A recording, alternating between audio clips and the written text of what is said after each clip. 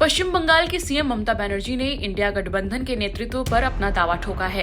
कांग्रेस इस दावे से असहज हो गई है, लेकिन समाजवादी पार्टी और शरद पवार की एनसीपी ने ममता के नाम का समर्थन किया है। इस बीच पूर्व गवर्नर सत्यपाल मलिक ने भी अपनी राय व्यक्त की है। उनका कहना है कि अगर इंडिया गठबंधन के सभी दल ममता बनर्जी को अपने नेता के रूप में आगे लाते हैं तो ये गठबंधन निश्चित रूप से सफल होगा। उन्होंने ममता बनर्जी और उद्धव ठाकरे को इंडिया गठबंधन के लिए सबसे अच्छा नेता माना है, राहुल से भी बढ़कर। सत्यपाल मलिक के इस बयान ने ममता बनर्जी को एक मजबूत और प्रभावशाली नेता के तौर पर पहचाना है। उनका ये बयान ऐसे समय में आया है जब इंडिया गठबंधन के विभिन्न दल अपने नेतृत्व और चुनावी रणनीतियों पर विचार कर रहे हैं। सत्यपाल मलिक ने ममता और उद्धव ठाकरे दोनों को इस गठबंधन के लिए उपयुक्त नेता बताया। उन्होंने कहा, आज के समय में इंडिया गठबंधन के लिए सबसे मजबूत नेता कोई है तो वो ममता बनर्जी। अगर इंडिया गठबंधन के सभी दल ममता बनर्जी को अपने नेता के रूप में आगे आने दें तो यकीनन इंडिया गठबंधन सफल होगा। इंडिया गठबंधन के लिए सबसे अच्छे नेता ममता बनर्जी और उद्धव ठाकरे जी हैं।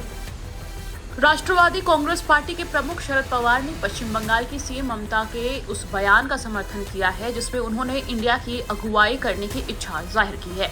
शरद पवार ने शनिवार को कोल्हापुर में संवाददाताओं से संबोधन में ममता को एक काबिल नेता बताया है और उन्होंने कहा कि उन्हें विपक्षी गठबंधन का नेतृत्व करने की इच्छा जाहिर करने का अधिकार है। वहीं इस सप्ताह की शुरुआत में ममता ने कहा था कि पश्चिम बंगाल की सीएम के रूप में अपनी भूमिका निभाते हुए वो विपक्षी गठबंधन के संचालन की जिम्मेदारी भी संभाल सकती हैं।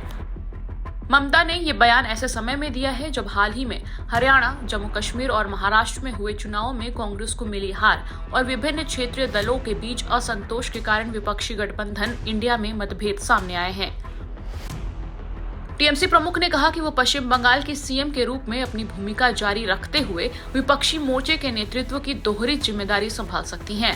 अब सभी की निगाहें कांग्रेस के अगले कदम पर टिकी हैं, क्योंकि प्रमुख विपक्षी पार्टी किसानों के मुद्दों पर विरोध प्रदर्शन समेत कई मुद्दों पर संसद में खुद को अलग थलग पाती है, जहां इसके कई सहयोगी इससे दूर रहते हैं। आपको बता दें कि इंडिया गठबंधन का गठन विपक्षी दलों द्वारा किया गया, जिसमें विभिन्न दलों को एकजुट करने की कोशिश की गई थी। इस गठबंधन का उद्देश्य 2024 के आम चुनावों में बीजेपी के खिलाफ मजबूत विकल्प प्रस्तुत करना था।